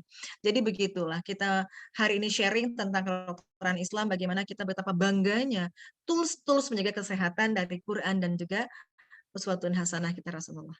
Demikian jawabannya. Masya Allah, keren Bunda. Insya Allah udah sangat jelas ya Mbak Anissa jawaban atas pertanyaan yang telah diajukan. Baik Bunda, selanjutnya kita akan mempersilakan sahabat muslimah yang sudah raise hand. Di tengah-tengah kita sudah ada Mbak Nadifa. Assalamualaikum Mbak Nadifa. Waalaikumsalam, Mbak. Baik Mbak Nadifa, boleh langsung kan terkait Uh, Ya, bismillahirrahmanirrahim. Terima kasih dokter atas ilmunya. Mau tanya dok, misal tubuh kan sudah mengeluarkan sinyal atau tanda-tanda kurang seimbang tubuh gitu ya dok. Lalu melakukan detox atau reset hormon, apakah sel itu bisa kembali baik lagi ya dok? DNA-nya nggak jadi mutasi sebelum di demo besar-besaran gitu ya dok ya. Di samping memang kan setiap sel punya waktu regenerasi gitu dok. Terima kasih dokter. Terima kasih Mbak An. Baik, terima kasih Mbak Nadifa atas pertanyaannya. Langsung saja Bunda Meti. Ya, pertanyaannya adalah pertanyaan dari orang yang mengikuti kajian dengan sungguh-sungguh. Benar, kalau Mbak Nadifa tahu orang kanker, itu kan mutasi. Ada yang sembuh nggak? Ada, ya. Bahkan dari kisah-kisah luar biasa ya. Ustadz Khalid Basalamah pernah berkisah seorang TKW yang menyusui, disuruh pulang majikan karena majikannya kanker payudara, dengan bersedekah dia pun sembuh, ya kan? Jadi intinya kesembuhan hanya dari Allah. Wa idza maritu fahuwa yasfin, apabila aku sakit, Allah yang sembuhkan dengan wasilah menjalani apa yang Allah perintahkan. Pertama, ketika kita sudah merasa badan kok nggak enak, nggak bisa tidur, badan berat, kegemukan, gangguan haid, cepat segera melakukan yang pertama adalah puasa. Nggak usah Senin Kamis lagi, Daud sebulan. Demi Allah, keluarga Bunda Meti sendiri. Ya, sakit gula darah tinggi, hipertensi, hiperkolesterol, ya 500 kolesterolnya. Obatnya udah nggak mempan. Puasa aja deh Daud sebulan, sembuh demi Allah. Ya, jadi itu pertama. Kedua, berbekam. Lalu cukupkanlah tadi kebutuhan DNA asam amino dengan memulai makan madu, makan kurma. Bertaubat dari perbuatan makan instan tadi. Jadi yang boleh gimana Bunda masaknya, masa mentah Bunda makan ikan, jangan diubah dari bentuk asli. Ikannya cemplungin, dipepes, di sop ya, dipindang gitu loh. Ya makanya kayak makanan Jepang yang mentah-mentah, makanya di mana itu di Okinawa di Jepang adalah manusia paling panjang umur. Ya kan? Makanannya banyak yang benar-benar real food gitu. Jepang ya, lihatlah makanan mereka seperti apa. Kita terlalu banyak improvisasi, otak kita merasa benar. Akhirnya semua makanan diolah, sampai bayam jadi keripik bayam. Ya, padahal bayam enakan aja. Pisang jadi pisang goreng. Mana sempurna? Makan pisang dikupas, makan langsung, atau pisangnya digoreng? Ya, yang makan langsung. Ya, dibuat jadi bolu pisang, Bunda. Ya, makin salah lagi, gitu. Terus, boleh nggak, Bunda? Boleh, halal. Kalau untuk bersilaturahmi, muamalah, silahkan. Tapi tidaklah setiap hari. Untuk bermuamalah, mungkin boleh cheating-nya akhir pekan. Para muslimah dewis mau silaturahmi makan kue, boleh. Entar Senin mau puasa. Selain untuk Allah, aku mau detox tubuhku, tadi udah banyak banget. Yakin ketika sudah terjadi error, pada hampir error gitu ya selnya, insya Allah sel akan mendapat haknya, dia pun happy lagi gitu ya. Tapi kalaupun terjadi sudah terlambat, misalnya jadi kanker, bisakah sembuh? Bisa. Cari Allah. Insya Allah dengan merayu Allah, Nabi Ayub, tidak ada manusia sebelum Nabi Ayub dan sesudahnya yang sakitnya lebih berat dari Nabi Ayub. Apakah kita tahu Nabi Ayub pernah berobat? Tidak dengan air saja. Al-Quran isinya adalah hikmah. Kita disuruh ngambil hikmah, ibroh dari kisah para ambia, bahwa Nabi Ayub seketika pun sembuh. Jadi kita nggak boleh pesimis dan tidak ada hubungan sakit dengan mati. Ya, yang ada tadi sakit Allah sedang bekerja menggugurkan dosa-dosa kita. Jadi kalau ada orang sakit, ingat la yukallifullahu nafsan illa wus'aha. Tidaklah Allah menumpahkan satu beban di luar kemampuan. Alhamdulillah ala kulli hal, ya Allah aku sakit. Allah aku hilaf, aku menjaga lalai menjaga kesehatan. Bagaimana ya Allah? Aku mulai dengan beristighfar ya Allah, bertaubat sebelum berobat, cari Allah. Nggak sembuh juga ya Allah, mungkin dosaku nih ya Allah sama suamiku aku ketus banget, pembantuku aku kasar banget, aku bergibah ya Allah, astagfirullah, terus astagfirullah, astagfirullah. Bangun-bangun besok, udah hilang migrainnya, udah hilang semuanya. Nah, banyak yang hal Bunda sebagai praktisi kesehatan, pertama orang sakit Bunda bilang, sholat tobat dulu ya Bu ya. Barangkali ada khilaf di rumah sama pembantu, sama anak, sama binatang ya. Allah sedang gugurkan dosa kita, jadi jangan sampai protes. Ya, jadi tetap optimis ya, tetap ada perbaikan dengan cara detoksifikasi dengan berpuasa, berbekam. Islam sudah mengajarkan cara detoksifikasi seperti itu. Oke, baik. Baik, Masya Allah, jazakillah khair Bunda Meti atas pertanyaan, atas jawaban yang luar biasa, dan terima kasih juga kepada Mbak Nadifa atas pertanyaannya yang keren banget. Baik Bunda, mungkin satu pertanyaan lagi ya Bunda dari Mbak Pori nih Bunda. Pertanyaan dari Mbak Kori terkait gangguan haid, kebetulan saya mengalami hal tersebut. Saya perhatikan haid saya berbeda dari biasanya, bahkan saya baru-baru ini sempat mengalami keguguran, yang mana ini keguguran yang pertama atau anak ketiga.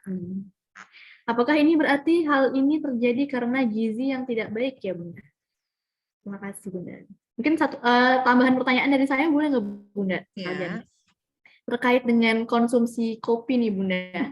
Apakah ada takaran yang ideal untuk mengonsumsi kopi setiap harinya?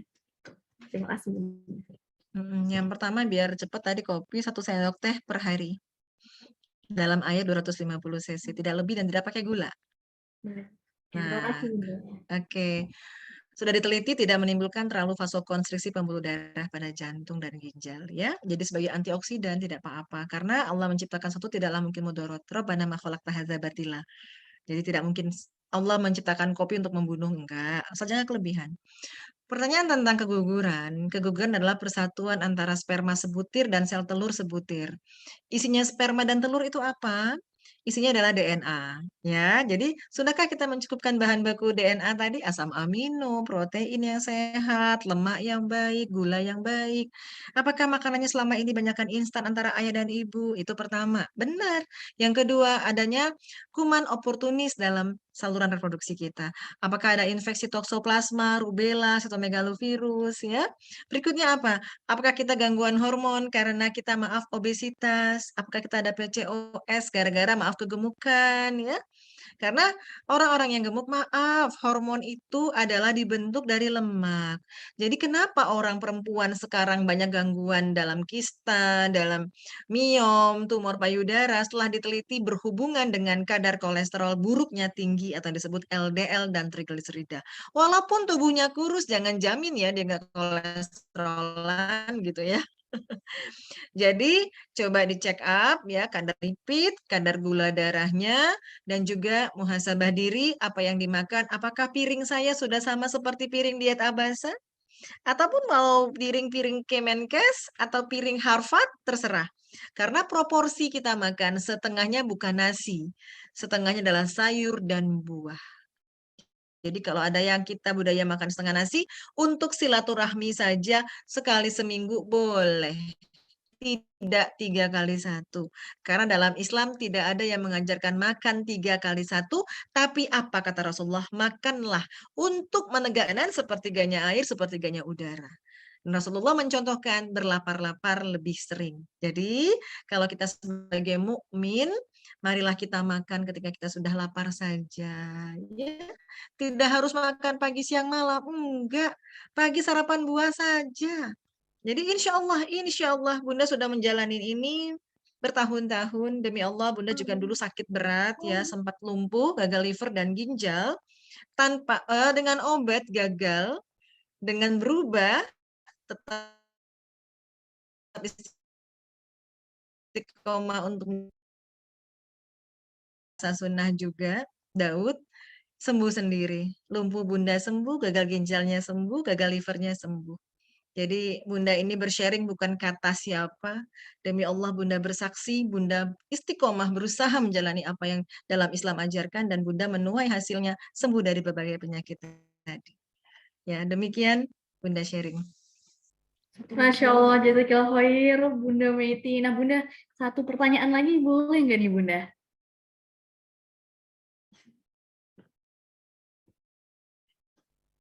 Ya, silakan. Baik, terima kasih Bunda. Pertanyaan terakhir dari Mbak Irna, Mbak Nur Irnawati.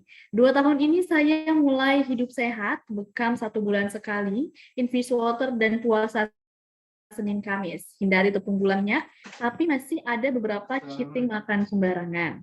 Udah Desember cek ke dokter, ada multiple kista tiroid kanan kiri ukuran 0,3 mm. Dari Desember saya makan hewani, tumbuhan organik, minum limpangan seduh sebelumnya infus water, dan puasa ganti ke Daud karena saya percaya puasa penyembuh penyakit. Tapi karena badan semakin kurus, BB jadi 44 kg, saya ganti puasa Senin Kamis mulai minggu ini. Dan qadarullah saya menemukan benjolan seperti ibu jempol di bibir Miss V saya sebelah kiri. Sebelumnya saya sudah merasa aneh, tapi tidak besar. Saya kira ini otot atau tidak berbahaya. Jadi saya biarkan tidak periksa ke dokter. Mohon sarannya, dokter, kira-kira apakah saya ada salah dalam segi makanan atau gimana ya? Karena benjolannya kok semakin membesar. Terima kasih.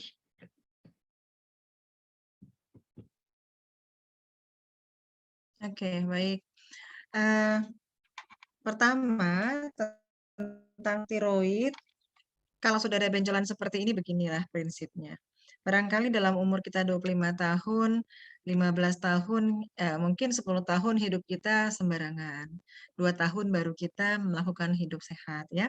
Nanti bisa dilihat di pengawal generasi Qur'ani, Bunda ada sharing bahwa herbal bukan ngobatin penyakit. Ya, bukan langsung bisa sembuh gitu, bukan. Jadi, ini nggak sembuh-sembuh makan herbal udah berubah. Baru 2 tahun, 10 tahun kemana gitu. Kan prinsipnya seimbang. Harus 8 tahun lagi baru ngebalance. Tapi kalaupun begitu, Bunda tidak meninggalkan konvensional. Kalau tiroidnya membesar kistanya, operasi tidak masalah. Operasi juga halal kok, gitu ya. Itu yang pertama. Jadi Bunda kalaupun ada kista ukurannya 20 cm, nggak bisa lagi dibiarin. Karena udah menekan misalnya di rahim gitu ya, di ovarium. Nekan usus, nekan kandung kemih, nekan ginjal, malah blunder. Angkat saja, tidak apa-apa. Lalu bertaubat ya. Jadi tindakan yang makin besar kista di tiroid silakan ya. Mau minum infus water, mau ini terserah. Tapi ingat tidak di tumbler plastik, harus yang di tumbler kaca. Karena plastik mengandung bisphenol A, BPA yang merupakan suatu bahan yang dapat menimbulkan penyakit tumor, ya. Jadi nggak boleh infus water pakai botol plastik, buang pakai kaca atau stainless. Itu yang pertama tentang benjolan di Miss V, itu mungkin kista Bartholin, ini berhubungan dengan adanya infeksi, masuknya bakteria pada namanya kelenjar Bartholin, ya. Dan ini diperiksakan ke dokter kandungan karena nanti kalau adanya perkembangbiakan infeksi pada vagina, dia bisa ascending infection masuk ke vagina, masuk ke rahim dan masuk ke tuba. Nanti ketika menikah barangkali nauzubillah min zalik ditemukan adanya perlengketan tuba sehingga sulit punya anak, itu berawal dari infeksi dari luar vagina ataupun dari vagina. Jadi cepat periksa, jangan dinanti-nanti. Demikian jawaban dari Bunda.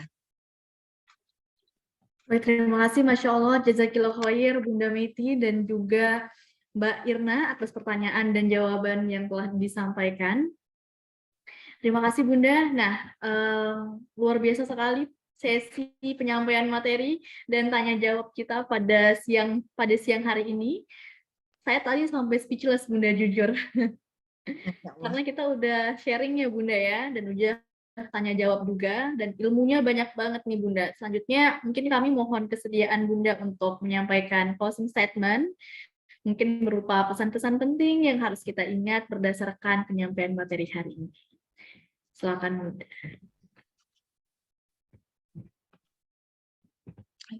Bismillahirrahmanirrahim.